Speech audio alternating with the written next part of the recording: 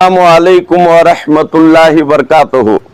हिंदुस्तान में बादशाह बहुत आए, लेकिन टीपू सुल्तान ऐशो इशरत वाले बादशाह नहीं थे। तहज्जुद गुजार थे, इबादत गुजार थे, आलिम को भी साथ में रखते थे, पंडित को भी साथ में रखते थे। दोनों किताबों को सामने रखकर इंसाफ और फैसला करते थे। लेकिन आज अफसोस के साथ कहना पड़ रहा हो, मीडिया वालों मेरी बात को पूरी दुनिया में पहुंचा दो। हमने जुमा की नमाज जल्दी रखी ताकि मुस्लिम वोट ना बटे। हिंदुस्तान में इतनी जो पार्टियां हैं मुसलमानों का वोट ले रहे हैं और मुसलमान ईमानदारी से वोट डाल रहे हैं। और आज पार्लियामेंट में जो ताकत मिली है बात करने की, वो मुसलमानों की वजह से है। हमारा वोट बटा नहीं, हम इकट्ठा होकर वोट डालकर तुम्हें ताकत दिए। तुम हमें क्या दिए? अगर तुम घर ना बना के दो, राशन ना दो, रोड बनाकर ना दो, हम जी लेंगे। हमारे लिए हमारे कलमे से बढ़कर कुछ नहीं है, हमारे लिए हमारे मुस्तफा की जात से बढ़कर कोई नहीं है। जब वोट मुसलमान का चाहिए तो नबी की शान में गुस्ताखी करने के बाद पार्लियामेंट में लीडर आवाज क्यों नहीं उठाता? आज से मैं कहता हूं, सुनो, अब इसके बाद हमारा लीडर वही होगा जब नबी के खिलाफ कोई कुत्ता भौंके, आलिम बाद में चलेगा, लीडर पहले चलेगा। इसलिए कि हमने उसको वोट दिया है, हमने उसे ताकत दी है, हमने घर नहीं मांगा है। बार बार ये कहकर हमें खामोश कराया जाता है कि हिंदुस्तान अमन का मुल्क है, हिंदुस्तान शांति का मुल्क है। हमने कब कहा है कि हम हिंदुस्तान में आतंकवादियत फैलाएंगे? हमने कब कहा है? हमने हमेशा सब्र किया है। हमारी मस्जिद तोड़ी गई तब भी हमने सब्र किया। हिंदुस्तान में कितने काले कानून लाए तब भी हमने सब्र किया।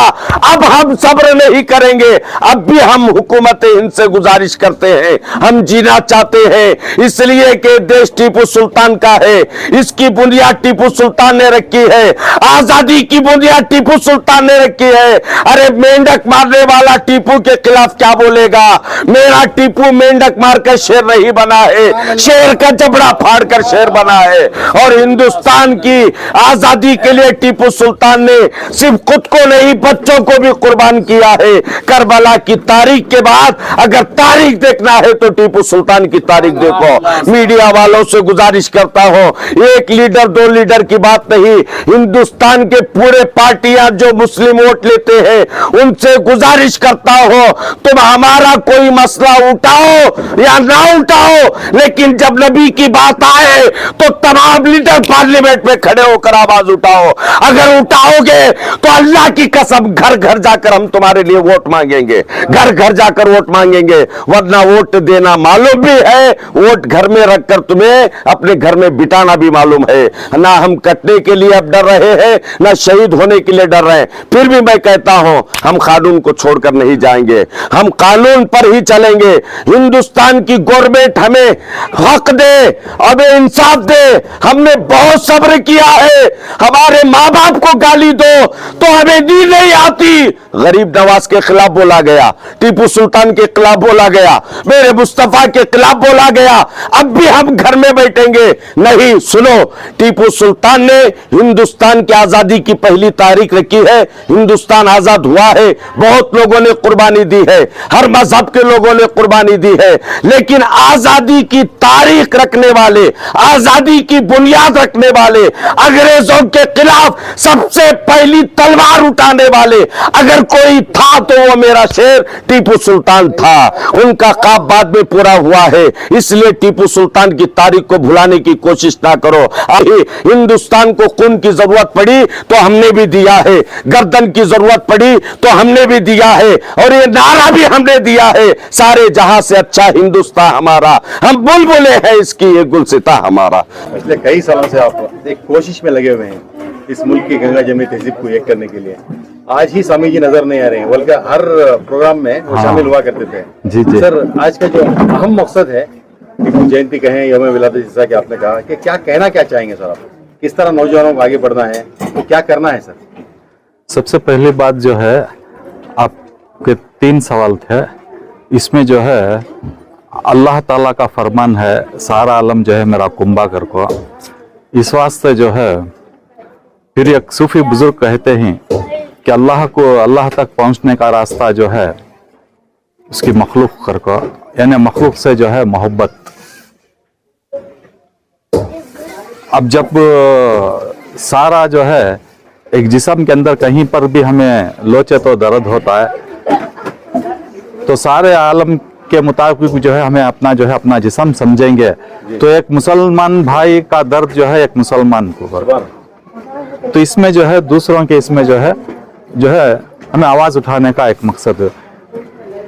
फिर उसके साथ भी जो है नबी पाक सल्लल्लाहु अलैहि वसल्लम, तो मैं जब उस गुस्ताख के इसके अंदर जो एफआईआर किया था, तो मैं आपके माध्यम से ही जो है आपके चैनल के जरिए से जो है एक बात कही थी कि जब तक हम अपने जान से, माल से, बीवी बच्चों से बढ़कर जो है नबी पाक सल्लल्लाहु अलैहि वसल्लम से मोहब्बत नहीं करेंगे तो ईमान वाले नहीं होंगे। तो जो है मैं जो है जब ऐसा सामने जब मसले आते हैं तो जो है कोई खतरे का जो है कौन क्या करेगा, क्या बोलेगा, ये सोचे बगैर जो है मैं उसमें जो है वो आगे बढ़ता हूँ उसके मजम्मत के लिए के साथ। फिर जो है और एक बात जो है स्वामी जी जो ही इस वक्त जो है वो टूर पर ही, उनसे बात हुई। हर साल जो है पिछले जो है वो 20 साल से भी वो आ रहे हैं, लेकिन इस बार जो है वो टूर पर है। अब जो है उनकी सालाना जो है या महीना लास्ट वीक में है, मुझसे घर पर आकर मिलूंगा और सब जो है हमारे मुस्लिम भाइयों को और मशाइख उज़्ज़ाम को जो है इत्तला कराओ कर को बोल को ही। अस्सलामुअलैकुम व रहमतुल्लाहि बरकातुहू। वालेकुम अस्सलाम। हजरत सूफी ख्वाजा अजीम अली शाह चिश्ती साहब के हम शुक्रगुजार हैं, जिन्होंने हमें टीपू सुल्तान की यौम विलादत पर बुलाकर खिराज अकीदत पेश करने का मौका दिया। और एक पैगाम देना चाहता हूँ, कोई करे ना करे, तमाम मुसलमान भाइयों अपने अपने घरों में टीपू सुल्तान की विलादत मनाए और अहले सुन्नत वल जमात के मुताबिक फातिहा पढ़े, उनके नाम पे खैर खैरात करे, इसलिए कि वो अल्लाह के वली है। उनका नाम जिंदा रखना हमारा फर्ज है। टीपू सुल्तान कल भी शेर थे, आज भी शेर है, इंशाअल्लाह क़यामत तक शेर रहेंगे। टीपू सुल्तान उनकी तारीख को हमेशा याद रखे और यौम विलादत अपने घरों में, मोहल्लों में अकीदत से एहतराम के साथ मनाए। मैं शुक्रिया अदा करते हुए अपने कलमात को यहाँ पर जी कई सालों से जहाँ तक आप हम जानते हैं जी अजीम अली साहब की जानिब से जी हर मौके पर जी चाहे वो बरदरान वतन को बुलाने का मौका हो, जी आपसी भाईचारे को बढ़ाने के लिए कोशिशें हों, जी। इस सिलसिले में क्या कहेंगे? मैं तो इतना समझ रहा हूँ, देखिए मैं यहाँ जो आया था बहुत नौ उम्र थी मेरी, शादी भी हो के नहीं थी मेरी। जैसे जैसे इनकी उम्र गुजर रही वैसे वैसे इनका जज्बा बढ़ रहा है। अल्हम्दुलिल्लाह, अल्लाह इनको सलामत रखे। बहुत तकलीफें आई इनकी राह में, बहुत दुश्वारियां आई हर तरीके से, लेकिन इन्होंने हमेशा इस्लाम के मामले में, लोगों के मामले में, कौम के मामले में, मेरे मुस्तफ़ा की उम्मत के मामले में, उड़ते हुए हर फितने के बारे में हर एक कदम इनका आगे रहा। मैं यही दुआ करता हूँ अल्लाह तबारक व तआला इनका जज्बा इनके मुरीदीन, इनके मानने वालों में भी अल्लाह दाखिल फरमाए और इसी तरीके से हर मुसलमान के अंदर जज्बा नसीब फरमाए। सर एक और बात है जी, इस रोज़ा नगर में आसान है जी, एक मदरसा था जो जी। बहुत ही इसमें था, अभी तामीराती काम चल रहा है। जी, जी। आप एक पैगाम दें। देखिए, सबसे पहली चीज है कि हमारी और सूफी साहब से मुलाकात हुए 15 साल हुआ, आज तक हाथ फैलाकर किसी के घर जाकर इन्होंने चंदा नहीं मांगा। मस्जिद मशाइखीन के लिए हम लोग निकले थे, चंद घर पहुंचे थे, वहां बनाना था, बहरहाल जिसकी खिदमत होनी थी वहां पे हुई, लेकिन अपने घर की कार्रवाई के लिए और अपने मदरसे के लिए किसी के घर ये पहुंचे नहीं। इनके मुरीदीन और खुलफा अगर कुछ मदद की है तो वापस किया नहीं, तोहफे के तौर पर। ऐसे इलाके में एक लड़कियों का मदरसा बनने जा रहा है, अगर कोई ताउन करना चाहता है तो मैं तो हजरत से इजाजत नहीं लिया, मैं समझता हूँ हजरत वापस नहीं करेंगे। सीमेंट, बालू, ईंट से आप लोग मदद कर सकते हैं, इसलिए कि ऐसे इलाके में मदरसे की बहुत सख्त जरूरत है। और अल्हम्दुलिल्लाह मदरसे का नाम दारुल उलूम हजरत टीपू सुल्तान फैजान गरीब नवाज है।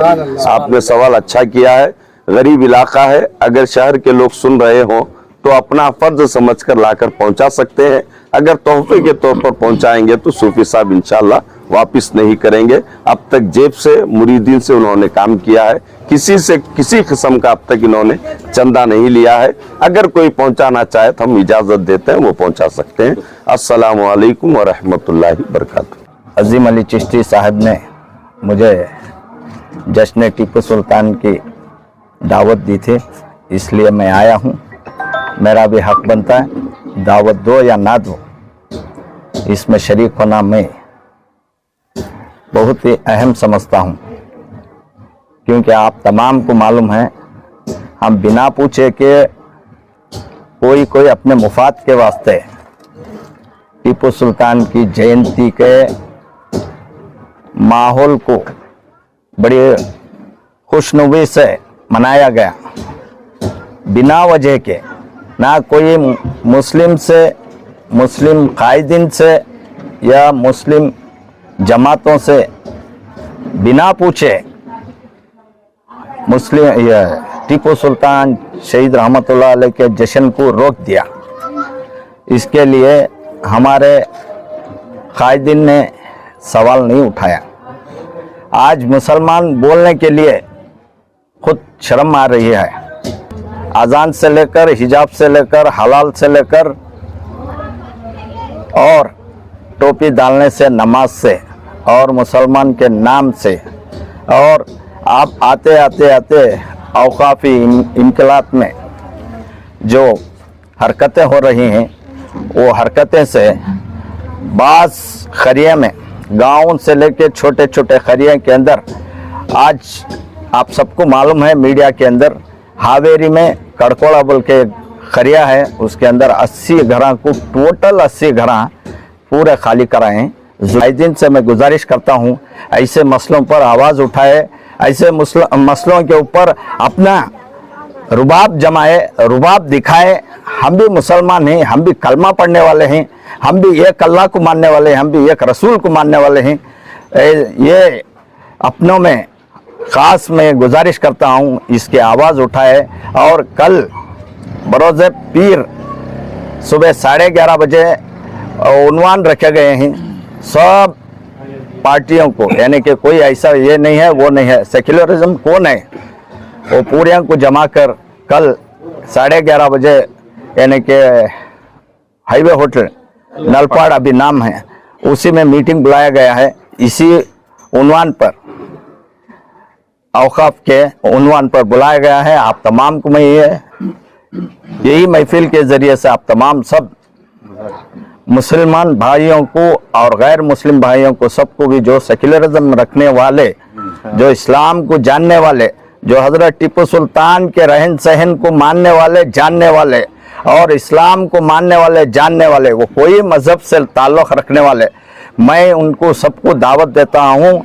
आप तमाम भी आकर अपने अपने अपने ख़यालात इज़हार करते हुए हमारे कौम को और हिंदुस्तान के अमन को ऊंचा रखे। सबको दुआ की दरख्वास्त है।